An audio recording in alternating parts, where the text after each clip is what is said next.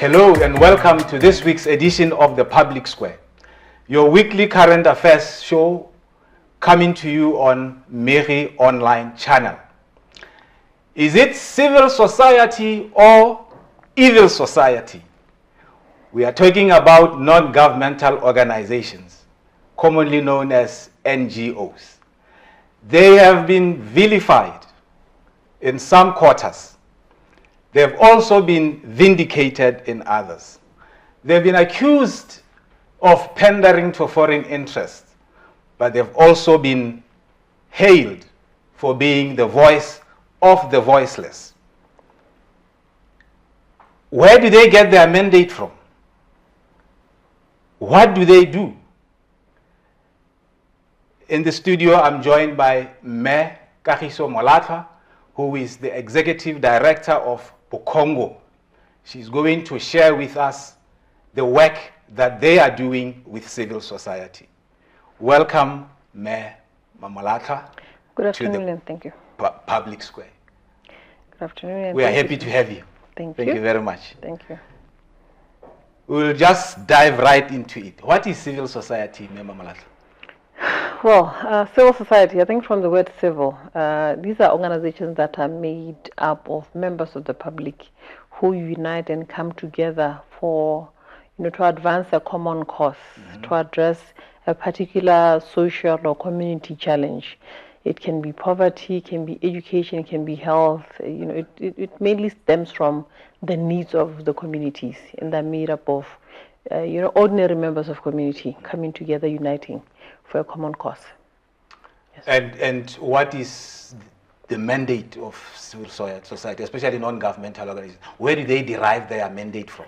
Yes, non-governmental organizations derive their mandate from, from the membership. What unites them is the mission for which they are formed.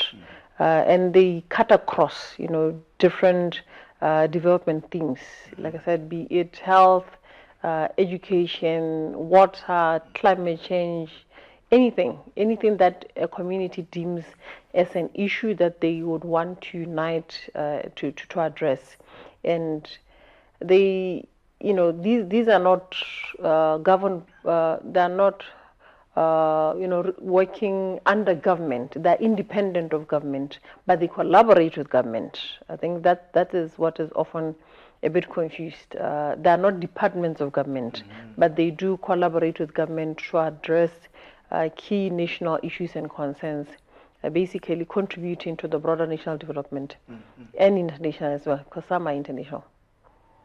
Civil society organizations were very vocal in their opposition of the review, the current ongoing review and amendment of the Constitution. What is your problem with the process?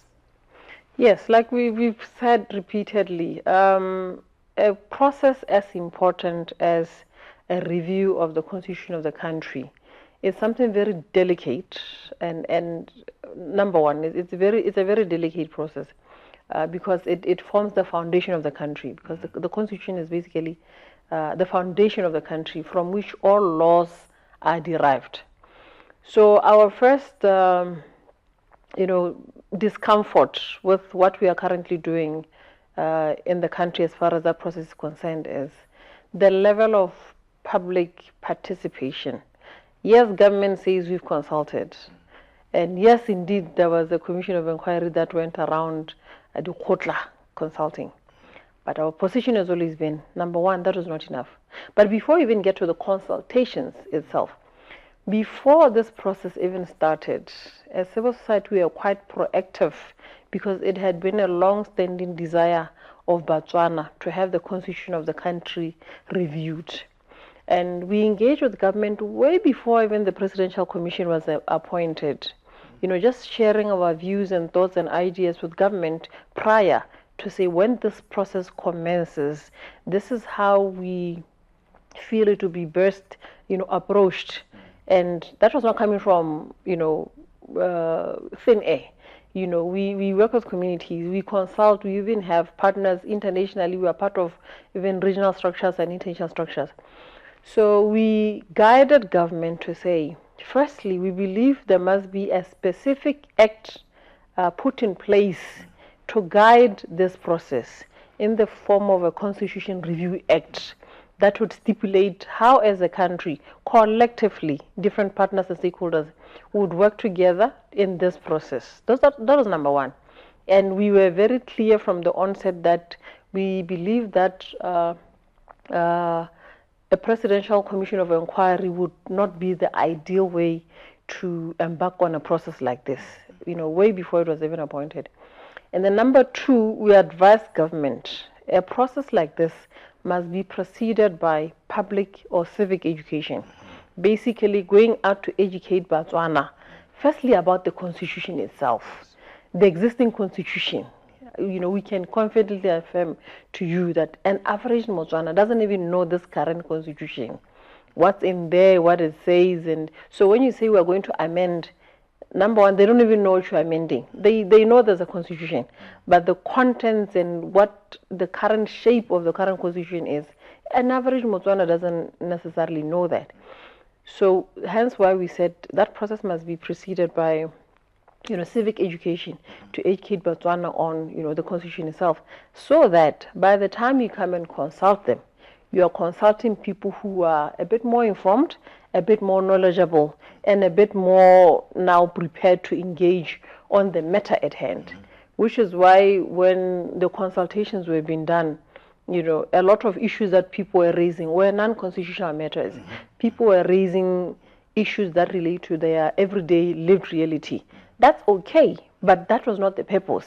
So you then miss out, the consultations then miss out on getting the real issues, the constitutional issues. And again, going around Kotlas once off at the beginning of a process and saying you've consulted, in our view, and we still maintain that it is not enough. Constitution making or constitution review is not a once-off process. So for instance, when the report of the commission was released and it was submitted to the president, which was supposedly a collection of the views of the people, it's only right that you take it back to the people for them to validate, to say, is this a true reflection of your inputs, your thoughts, your ideas?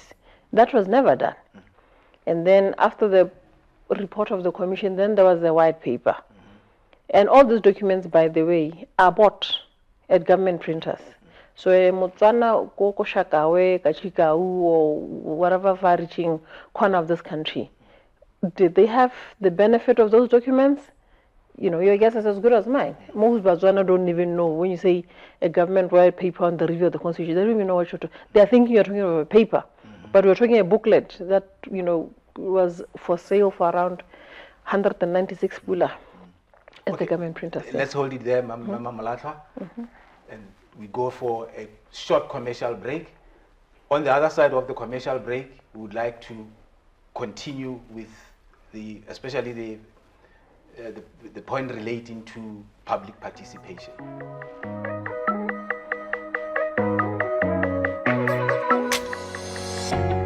Have you downloaded BW News app? Your one-stop shop for Botswana's leading newspapers. If not, what are you waiting for? Start reading the print editions of Botswana's leading newspapers as they appear in the newspapers on any device. The BW News app features the Midweek Sun, Botswana Guardian, Megi, and the Monitor, updated in an easy-to-flip-through format once the papers are printed. Our packages include current affairs, which creates seamless access for one organizational setup.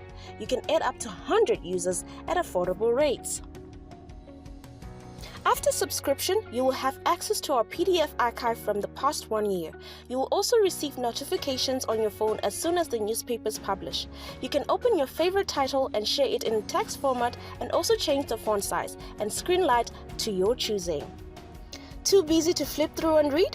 The BW News app will read the article for you, and it can also translate from English to the language you're comfortable with. Get the BW News app from the Google Play Store and the App Store and enter a world of up-to-date news presented as it appears in the physical paper.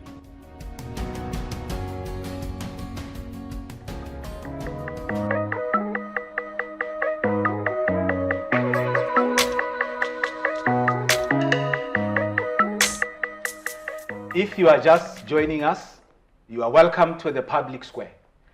We have in the studio a guest, Member Molatlhwa from Congo. We are talking about non-governmental organizations and the role that they play in society. Member Molatlhwa, you seem to be saying that it was not possible to have sufficient public participation in the whole process of reviewing the Constitution. Are you therefore suggesting that, one, the report of the Commission, and then two, the amendment bill that was submitted to Parliament are illegitimate in the sense that they don't represent the will of the people? Illegitimate could be, I think, a bit of a strong term. And, I think we've repeatedly as civil society said, and I'll say that again, that we give credit to the Commission of Inquiry. They were appointed by, a specific act. Their terms of reference were drawn, and they did what their terms of reference specified. And they collected the views of Botswana, including the non-constitutional everyday lived realities of Botswana. So I think for the Commission, we'd give them that. We'd give them credit for that. So hence why I said maybe the term illegitimate is a bit too strong and maybe not so reflective. The issue and the main challenge is, the issue that I raised earlier on of civic education preceding consultation. Because when you consult, you're not consulting just to tick a box to say, I've consulted. You're consulting because you are looking for specific substance. And in a particular process like this, you are consulting because you want to review the constitution of the country. And you want people's inputs to what that process. So if you want to have a product that is solid and achieves the intended objectives, you can't do this without firstly doing civic education. Now, secondly, after the Commission produced its report, then comes the white paper. And this is where I think it gets even a bit more concerning, that some of the recommendations coming from the Commission of Inquiry report, when you look at the white paper, they're not there. So basically it means there was a further evaluation reviewed and, the dropping of some of the views that Botswana had shared. But a constitution is about people. It's about people determining for themselves how they want to be governed. So how do you consult people? They give you their views and thoughts and aspirations, and then you reject them, which is what the white paper then did. A number of recommendations, like I think a typical example that Botswana have been talking about quite a lot is that of direct election of the president. People spoke about it. They recommended it at a number of Kotla meetings. But when you look at the white paper, that is not there. And, you get views that, if we have that, it will destabilize the country. But you said you're consulting people. You wanted people to give you their views. So what is the point of consulting people? They give you their views, particularly on constitutional matters, and then you reject them. And did you tell them that when you consult them, you reject some of their recommendations? Because it's about aspirations of the people. So the white paper, and then again, some of the provisions, some of the recommendations, the content of the white paper are not things that Botswana said. Botswana never said they want the increase of specially elected MPs, for instance. So you wonder, okay, consultation, what purpose does it serve? And some of these that we see in the white paper, whose views and whose aspirations are these? Because Botswana never said they wanted some of those things. So the process, was quite problematic. And more so that these documents were never taken back to Botswana, like I'm saying, to validate, to say, does this represent your aspirations? Does this, reflect how you want to be governed as a people? Because we say democracy is the government of the people, by the people, for the people. So when the people, advance their views and you reject them, what are we saying? So there are a number of things that are just, problematic there. And then the bill itself, because there's been a series of these documents. The bill, like we've said before, was gazetted on the 12th of March. And as Congo, as part of our civic education duty, we actually went to government printers to try and purchase copies of the bill, just so we engage with our members and stakeholders on it. And it wasn't available. Printed copies of the bill were not available at government printers for 2 straight weeks. But remember, the bill is gazetted for 30 days. And then it goes to Parliament for the first reading. And so you even wonder what some of these processes, what purpose do they, how do you gazette a bill for 30 days? And for the first 2 weeks, you don't even make it available. So how are people supposed to engage with it? So there are a number of problematic things in the process itself and the content subsequently. And we've repeatedly raised these concerns. Yes. Yeah. Now, the national policy on NGOs, it kind of sets out how you as development partners should work with the executive or government, but it doesn't specifically stipulate the rules of engagement as to how, in terms of your input towards policy formulation or development, you should engage with them. How do you manage that relationship? Because like right now you are saying the consultation process was not up to scratch, but when there are no rules of engagement, how do you then work together as partners? I think I can safely say, by and large, our relationship with government has relatively been good. It has its challenges, and the challenges mainly stem from where we hold different views. Where we agree, it's all smooth. But we don't exist to please government or to say what government or whoever. We exist to engage on a matter of principle. Even when we disagree, it's always on a matter of principle, because we are what we call the watchdog, or we are one of the oversight bodies and oversight mechanisms that exist in any nation state. Remember, NGOs don't only exist in Botswana, all around the world, and they differ. There are national ones, there are regional ones, there are international ones, and our engagement, we are consultative. Number one, we usually engage with government on a consultative basis. I gave the example of the constitutional review. Before the process even started, we organized a consultative meeting with different development partners, including government. I recall at the time, this was in September 2021. The commission was appointed in December. So at that meeting, for instance, there was Minister Mtimkulu. He was Minister of State President by then, on that consultative. So, there's always that, from our end at least, we always want to engage with the government on a proactive basis, consultatively. Even with ongoing processes like your national development plan and so forth, what is expected to happen is that in all the structures that are set up, there should be NGO representation, just that the views of the people are taken up throughout these processes, instead of reactively. But like I said, it must be clear understood that as NGOs, we don't sit there to please. We sit there to operate on principle, make sure that the views and aspirations of the communities that we serve are represented. Let's just hold it there, Molatlhwa. We are going to go for a short commercial break.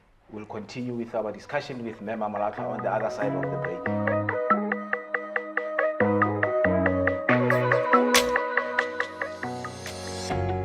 Do you want to stay in touch with the up-to-the-minute breaking news, countrywide, regional and international coverage, as well as in-depth analysis from Botswana's most trusted media house? Then head over to www.megi.bw, where you can also enjoy access to premium articles, long reads, features, and exclusive opinions.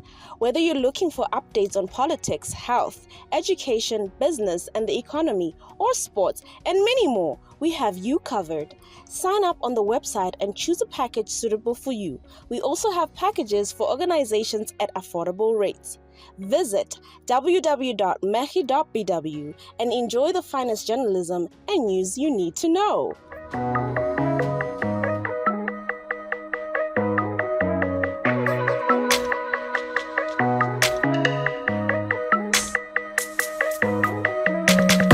If you are just joining us, welcome to the Public Square. We are in discussion here with Mema Molatlhwa from Bukongo. We are talking about non-governmental organizations or civil society. Mema Molatlhwa, thank you very much for staying. Earlier you touched on the mandate of NGOs. Now, what do you say to people who say NGOs don't necessarily represent the interests of marginalized communities, but actually represent those of the elite in Gaborone or any of the urban centers in the country? They couldn't be further from the truth, because, for instance, when you look at membership of Bukongo, it's countrywide, and we have membership from Khanzi region, as an instance, Ngamilan region, and we actually clustered our members into regional networks for ease of coordination and for inclusion purposes. So, and I indicated that the membership of NGOs themselves, the individual NGOs, is made up of communities in the different geographical areas, because they're the ones who know best what their needs are. So oftentimes we are accused of representing interests of certain people depending on where our funding is coming from. But that is not, we are accountable first to those that we serve, those that are, the members of the organizations themselves, because they determine what their needs are. Yes. In other countries, there's always been this tension between NGOs and community-based organizations. I'm just wondering what the situation is here in Botswana, because community-based organizations normally feel that they are the true, legitimate, genuine representatives of the interests of people in the community, especially the marginalized, your poor people, you are unemployed, and others. What is the situation here? Do you have that tension here as well? No, we don't. We exist very harmoniously. For instance, as Bukongo, we are the network of NGOs. And then you have Bokobonet, which is the network of CBOs in this country. And collectively, both of us then sit under the NGO Council, which is basically, like I'm saying, representation of both Bukongo being for NGOs, and then Bokobonet. We have a very harmonious relationship, and I truly believe there's no need for friction, because at the end of the day, we are all working to contribute towards national development, addressing the needs of the communities that we serve at different levels and different scales. So I think in Botswana, generally, we don't have that sort of conflict. We exist quite harmoniously. And it's quite surprising that in other jurisdictions there would be. Yes. And in terms of, especially the marginalized, in the rural areas of the country, far and beyond even the villages. How do you think those could also be incorporated into the policy-making formulation process? Yes, I think, for instance, as Bukongo, this model that we have, where you have, the national umbrella body, and under it having the regional networks across the different regions, that's part of how we're trying to make sure that there's adequate representation, that there's inclusion as much as possible, because the regional networks are actually even part of the governance of the national network. When you look at, for instance, the board representation of Bukongo, we have 12 seats. The the representation of the board is made up of regional coordinators. There's Khansi, there's Ngamiland, there's Bomasi, which is the Bobono, Madinare, Slibepiko area, there's the Gaborone area, and then so the regional networks are organized in such a way that you have full coverage of the country. So it's the regional networks and then the thematic groups, which are looking at specific thematic areas. You have your gender and human rights, inclusive social policy, economic inclusion, natural resource management.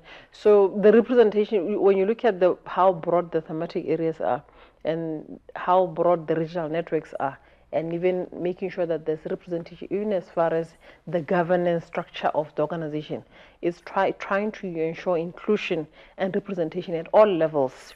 And we engage with all these members on equal basis. It doesn't matter whether you are a member from a far-flung area. At the end of the day, the requirements that makes you a member are the same across, so you have equal right. Your voice matters as much as that of a member in Gaborone or Francistown. Policy making is a complex process in terms of skills and expertise to be able, for instance, to engage government and make a meaningful contribution. What is the situation regarding NGOs? Are you capacitated sufficiently to be able to do that? There's a lot of talent and a lot of expertise in civil society organizations, because contrary to what people tend to think, that they're mainly made up of people of lower education levels, that's not necessarily the case.